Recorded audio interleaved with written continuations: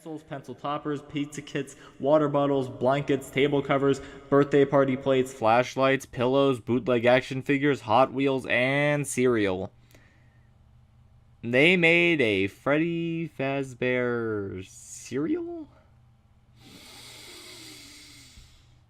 So after the success of Five Nights at Freddy's 4, or I guess the okay response to Five Nights at Freddy's 4, the lore chest being locked, and the fanbase scouring everything in the franchise to open it, Scott released an image thanking players for the year of dedication they had to the series. It included every animatronic in the series up to that point, not including the Phantoms, or that weird JJ character that appears under your desk in FNaF 2, nor the Shadow animatronics, those being Shadow Freddy or Shadow Bonnie, and either way, now that we know what happened with the bite of whatever year it was, we can now move on, much like the animatronics in the third game.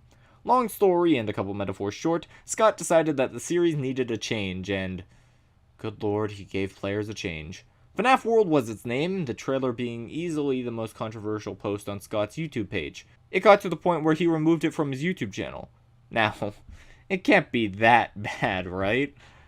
Let's see. FNaF World. Wait, why isn't it on Steam?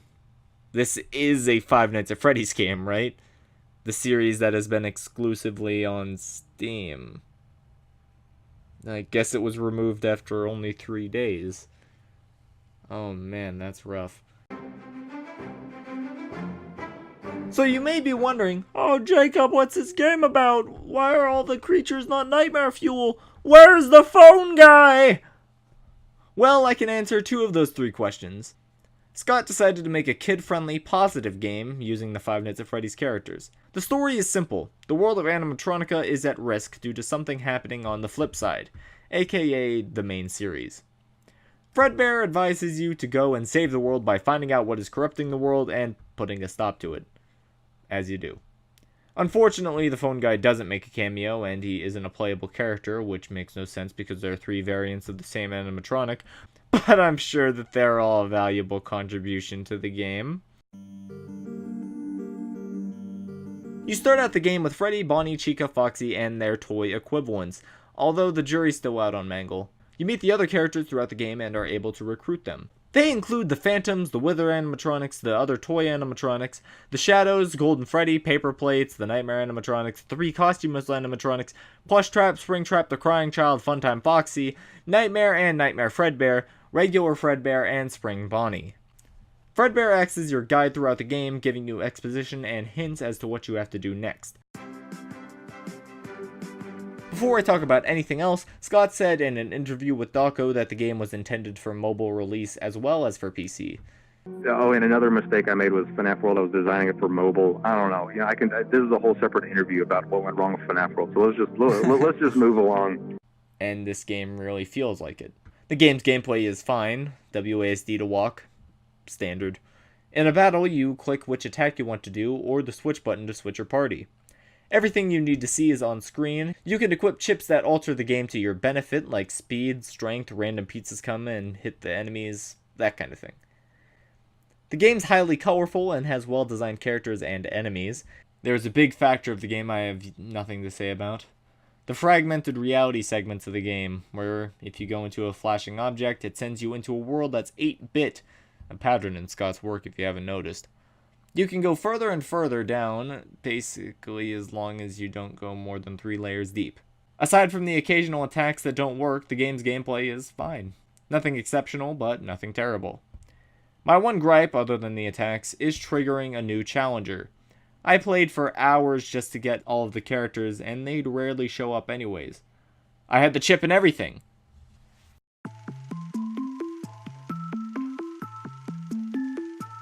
The first ending is the normal ending, beating the entire game on normal mode. You get insulted by the final boss in the hard mode ending, and you are rewarded with an owl trophy. The next ending is the hard ending, beating the entire game on hard mode. You have to defeat Scott Cawthon's sprite character from the game There Is No Pause button. The sprite character is meant to represent Scott himself. Scott is frustrated at the community for never liking his other games, and after you beat him, he says that you finished the story by killing the storyteller. The game ends rewarding you with a Scott Cawthon trophy. Next is the Chipper's Revenge ending, based off of another one of Scott's old games. You have to kill Chipper and he'll complain about being left behind. After this is the Universe End ending, where you get Fredbear, the guide, to interact with Fredbear, the player. This leads to the universe exploding, and it only leaves Fredbear's legs. Those legs are your trophy for the ending, so there you go. The next ending is the clock ending, achieved only by following instructions left by a glitchy 8-bit Golden Freddy after talking to your Fredbear guide. Doing these will give you the Crying Child trophy. The next two endings are achieved by going 4 layers deep, and either meeting Old Man Consequences and fishing with him, or drowning yourself. Either ending gives you the 8-bit Freddy trophy. The final ending branches off of hard mode, which could earn its own segment, but that would take away from the experience that you all could get by playing it yourself. So if you're interested, it's free on GameJolt. Basically, when you win, a man is murdered by the new FNaF game.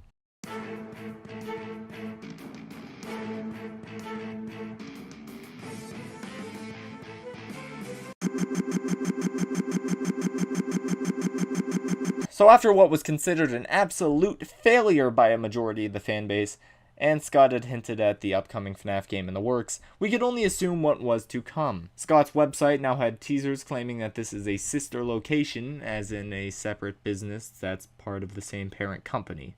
After 2 fake-out cancellations, one saying it was cancelled due to leaks, but if you brighten up the image it turned out that the sister location was shut down due to gas leaks.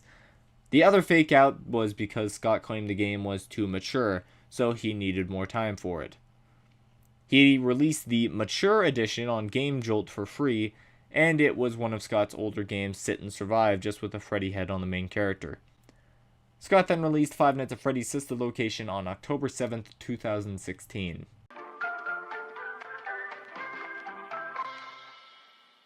You are a guy who's visiting Circus Baby's Pizza World and Rental. The game starts up with a conversation between a random guy and a William Afton, which, if you haven't read the books like I haven't, is actually the purple guy, the child killer. The whole reason these pizzeria establishments are haunted, forcing poor security guards to die over and over again. William is questioned about a new animatronic who goes by the name Baby. The game starts and you have to go shock animatronics, crawl through vents, and click buttons to survive all nights. This game is a lot more story-focused compared to the games that came before, which is why I think the game was so well received by Let's Players, and a breath of fresh air.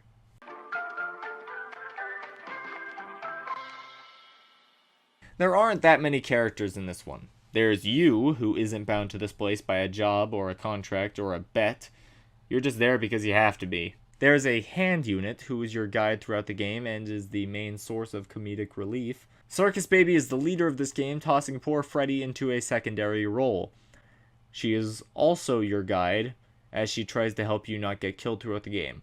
There's Funtime Freddy, who has a Bonnie puppet named Bon Bon.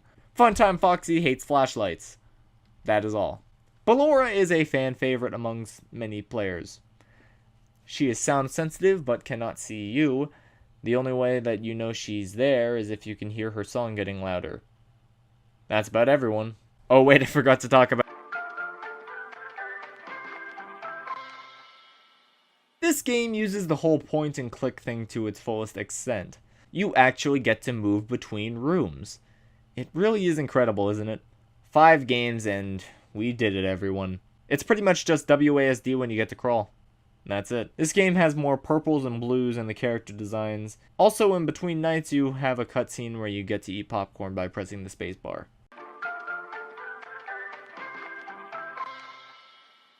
You have to crawl into a room called the Scooper, and when you're there, it is revealed that Baby betrayed you. Your innards get scooped out, and your body is now an empty husk for the animatronics to get inside and puppet around. The game ends by you looking in a mirror and seeing your eyes light up with a purple light. The end. In this one, there is a custom night option, in case you were wondering.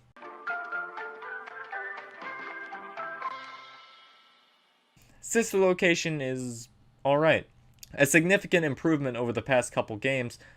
I'd say it's above FNaF 3 and 4.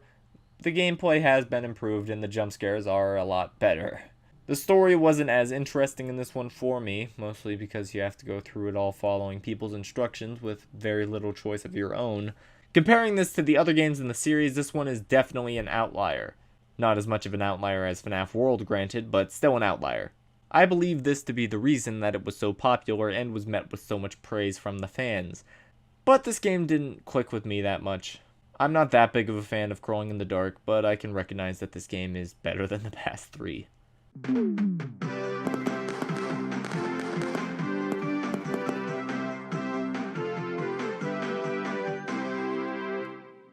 With Sister Location's success, Scott didn't want the series to end here. He thought the story in it was too convoluted. So he began to work on Freddy Fazbear's Pizzeria Simulator. He kept news about the game down by not putting any teasers on his site until a lot closer to release day. To everyone's shock, Freddy Fazbear's Pizzeria Simulator was released on December 4th, 2017.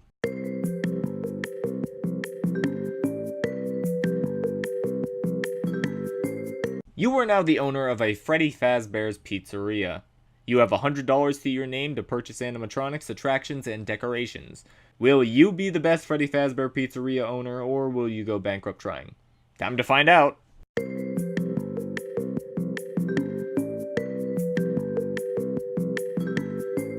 For this installment, you have the option to harvest animatronics you find outside for parts, and that adds another enemy you have to protect yourself against. There's the Cassette Man, not as good as the original phone guy, but he has a cool voice, so he's good in my book. The Cassette Man is your guide to harvesting the animatronics for parts by performing an audio test with them. That's all I can say without spoiling anything major for the story, so I'll talk about him later. The Circus Baby character has been turned into this thing. Sure, Scott. Just another version of the same thing to make more pencil toppers out. Oh my god, is that a claw hand? That is so cool. Easily an improvement over the previous Circus Baby. Like, what was the last one? A clown? I want this lobster claw Circus Baby as an action fig... Oh wait, it already exists. Circus Baby and Ennard are now two separate... Wait, I'm getting ahead of myself. Molten Freddy, who is actually Ennard sans Circus Baby. Not that sans again! There's Afton, remember that name. Purple guy, William Afton. Yeah, I guess it's post FNaF 3. Oh, wait, Lefty. Lefty's an animatronic you can buy for $5 whole, and those $5 will cost you a lot. You will buy animatronics as well, but they'll never attack you.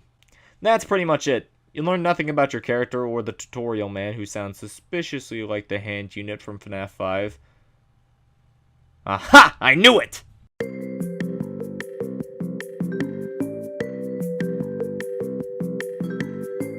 This game's gameplay and design share a lot of counterparts from its goofy FNaF World side and its dark Sister Location side. For example, the game has cutscenes with silly drawings, and then you're met with this thing. Ugh. The game has 3 segments, well, technically a bunch more, but I'll cross that bridge when I come to it. The first segment is building your pizzeria. You can purchase items from a catalog, place them in your restaurant, and either clean them or add coin slots to them.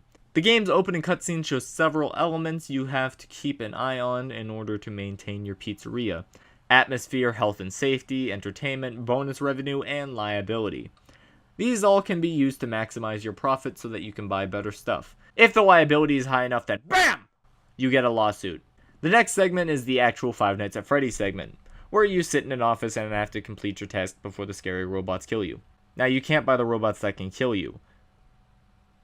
I mean, you can buy one of them, but regardless, you have to obtain them in the salvage minigame, which is the third segment. If you decide to go through with the salvage, you are guaranteed you have to protect yourself from that animatronic.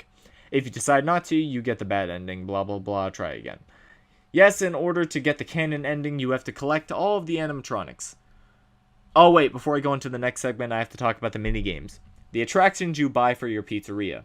Whether it be a ball pit, a rocket ship ride, or, actual arcade games, you can play them with tokens. If you get enough points in the game, you get actual in-game money.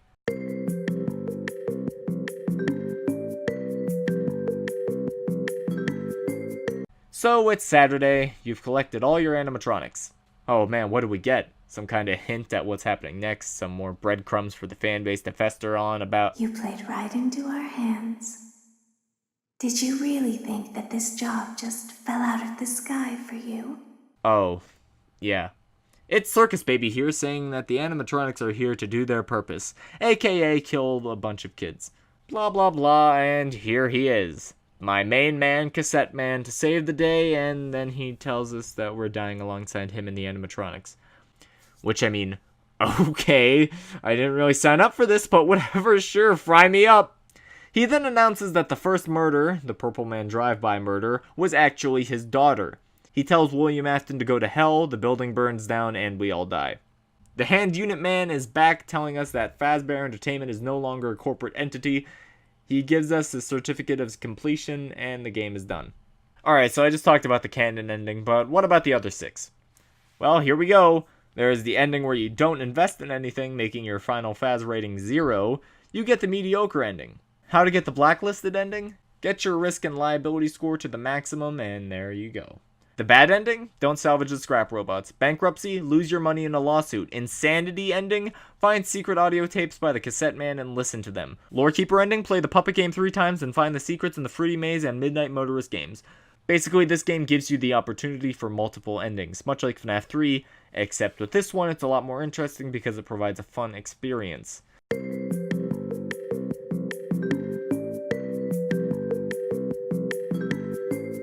I like Freddy Fazbear's Pizzeria Simulator.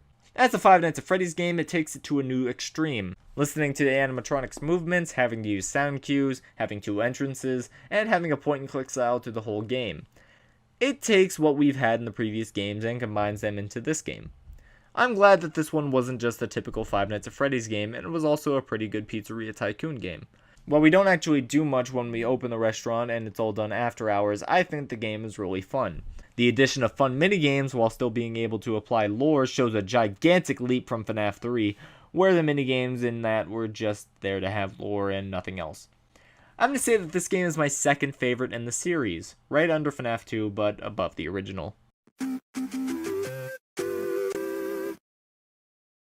So one of the biggest mysteries in the series has been solved, and yet we still have one last hurrah for the series. This is the Ultimate Custom Night.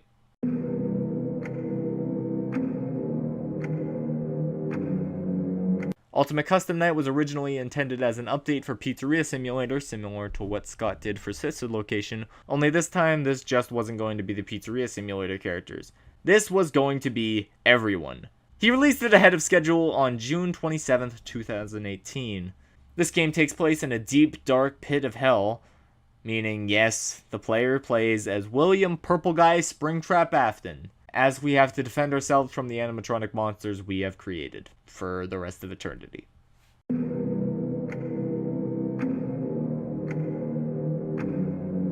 Ultimate Custom Night has nearly every animatronic from the series taking revenge on their creator.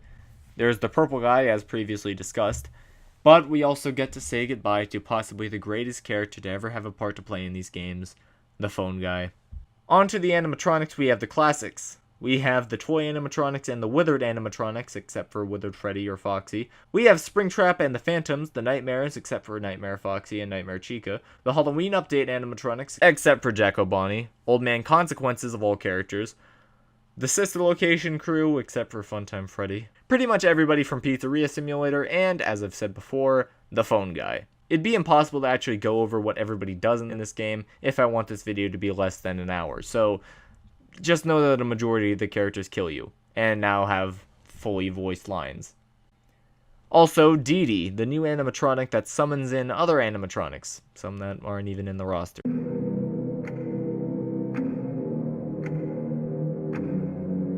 This game is a weird hybrid of everything you've experienced in the past ones. There are Faz coins to buy plushies to scare off some animatronics.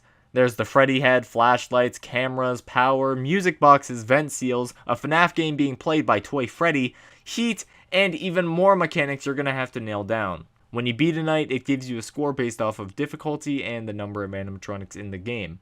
If you get a high enough score, you unlock cutscenes or even a new office. You can also get power-ups to change how your game is going to go. For example, you can get DD Repellent to prevent DD from summoning new characters. The game functions well, the other offices provide a change of scenery, and the cutscenes are weird. There is only one thing that could possibly go wrong. And what's that, Chica? Is it your face? Very few people have beat the 50-20 challenge, and I can understand why. The combination of the animatronics requires very precise movements I can't get down, so good luck with that.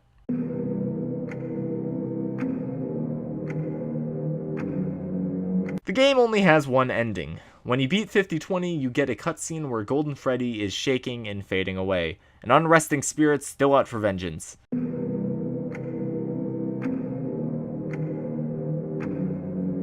This game is a fitting conclusion to the Purple Guy saga. He's had his fun, murdering children, putting the children's souls into robots, but after a fiery death, he now has to spend the rest of time being haunted by the monsters he created.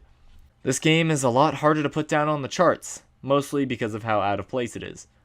In the end, the game is much more fun than FNaF 5, so on my personal opinion chart, I'm going to put Custom Night below FNaF 1, but above FNaF 5.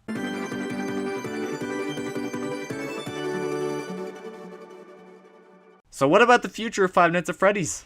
Well, Scott did an interview with a YouTuber, Dawko, because Dawko completed the Custom Night Challenge, and they made a bet. So, in the interview, Scott said that they are working on the feature film adaptation of the games.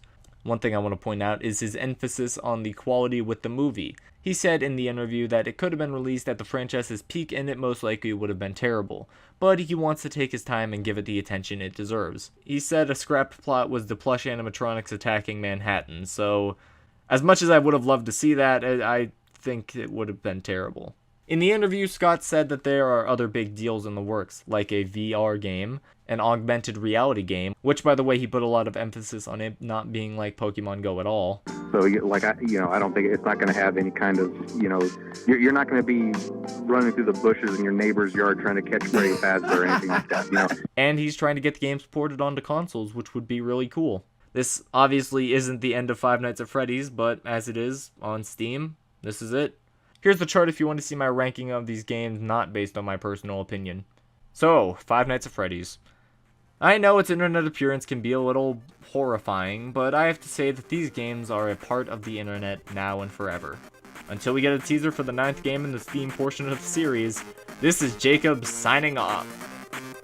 Oh, come on!